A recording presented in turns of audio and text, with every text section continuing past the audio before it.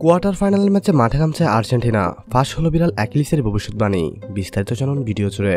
শিরোপা ধরে রাখার মিশনে চলমান কোপা আমেরিকায় দুর্দান্তভাবে ছুটছে বিশ্ব চ্যাম্পিয়ন আর্জেন্টিনা। যদিও দলটি সেরা তারকা পড়েছেন ইনজুরি কবলে। টুর্নামেন্টের প্রথম কোয়ার্টার ফাইনালে ইকুয়েডরের মুখোমুখি হবে আলবিলেস্তেরা। এই ম্যাচে আর্জেন্টিন অধিনায়ক লিওনেল মেসি খেলবেন। শুক্রবার 5 জুলাই বাংলাদেশ সময় সকাল 7টায় হিউস্টন আরজি স্টেডিয়ামে টুর্নামেন্টের কোয়ার্টার ফাইনাল ম্যাচে মুখোমুখি হবে ইকুয়েডর ও আর্জেন্টিনা। ইতিমধ্যে এই ম্যাচটি নিয়ে ভবিষ্যৎবাণী ফাঁস করেছে বিড়াল অ্যাকিলিস দ্য ক্যাট। এর রং সাদা, চোখ নীল, ওজন 4 কেজি। এক ঝলকে দেখলে মনে হবে আর 5টা বিড়ালের মতো সাধারণ অ্যাকিলিস। কিন্তু অ্যাকিলিসের বিশেষত্ব হলো সে বধির। কানে শুনতে পায় না, কিন্তু তার দারুণ ইন্দ্রিয় ক্ষমতা আছে। সে তার হৃদয় দিয়ে ভবিষ্যৎ দেখতে পায়।